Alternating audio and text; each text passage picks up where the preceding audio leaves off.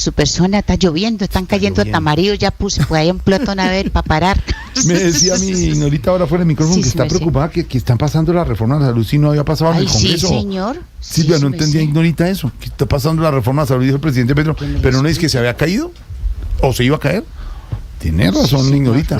Hay muchas noticias alrededor de la reforma de la salud, Jorge Alfredo. En el Congreso está pasando de todo, hay una guerra de recusaciones en la Comisión Séptima del Senado, hay una ponencia para hundir esta reforma, el gobierno, digamos, ha descartado un acuerdo nacional, no hubo desayuno esta semana, Ignorita, que se tenía previsto como para acercarse a algunos de los senadores que están decididos a hundir esta reforma. Mejor dicho, aquí hay de todo. Y entonces el presidente Gustavo Petro llegó a Yapel para la entrega de predios a mujeres campesinas y desde allí habló de sus reformas. Unas horas antes, o en realidad el lunes, también había dicho o había anunciado una inversión de 120 mil millones de pesos para empezar a instalar CAPS, que son los centros de atención en el Urabá antioqueño.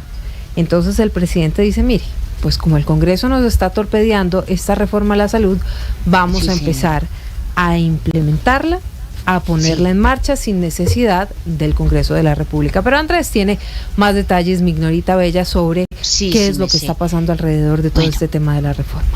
Mientras que en el Congreso de la República agoniza la reforma a la salud por cuenta de los 9 respaldos que tendría la ponencia de archivo en la Comisión Séptima del Senado de la República, el presidente Gustavo Petro volvió a retar al legislativo. Esta vez lo hizo desde Ayapel, Córdoba, en donde realizaba un nuevo encuentro de gobierno con el pueblo. Allí señaló que la reforma a la salud ya está en marcha y que no necesita del Congreso. Pero ya la reforma a la salud se puso en marcha y una demostración es esas imágenes de los equipos de salud básicas atendiendo el territorio en Ayapel. Desde la bancada del Pacto Histórico respaldaron esta posición del presidente Petro, el representante Alfredo Mondragón. Y va a hacer todo lo que le corresponde al gobierno para proteger a la ciudadanía. Por eso ayer estaba inaugurando, eran 70 equipos básicos de salud, que lo permite la normatividad hace más de 14 años y que las EPS no quisieron desarrollarlos. Para los sectores que se oponen a la reforma a la salud, el Congreso debe ser respetado. La senadora conservadora Nadia Ablel. No es posible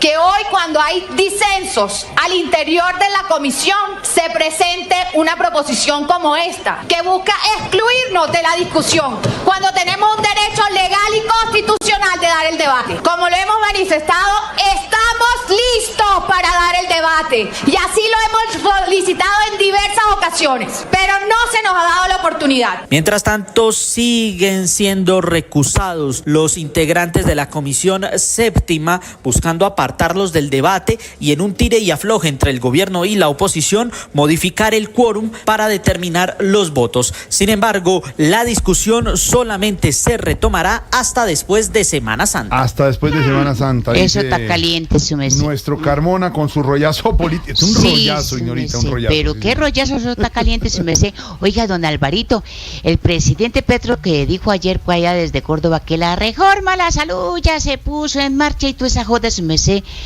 Con esto de pronto el presidente está pasando por encima del Congreso y todo porque se le rebotaron, su merced.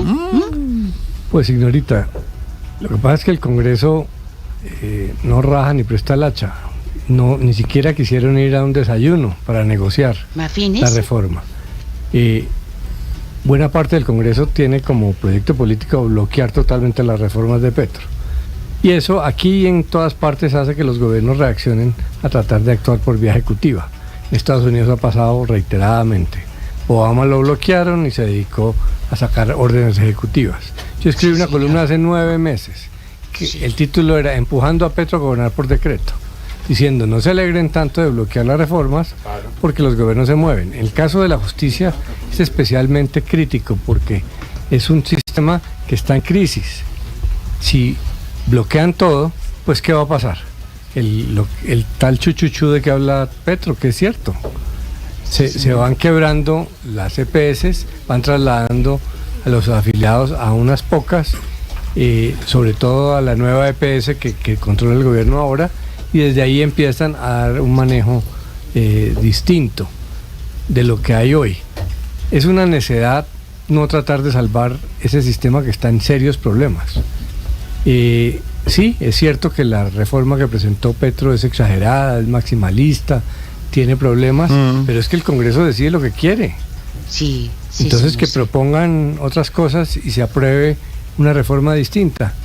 Pero pues con este bloqueo político los gobiernos se mueven. Oiga, gracias, don Alvarito. Y don Pedrito, ¿usted qué cree que el presidente Petro está pasando por encima del Congreso con la reforma a la salud? ¿Y tú esa jota, su merced?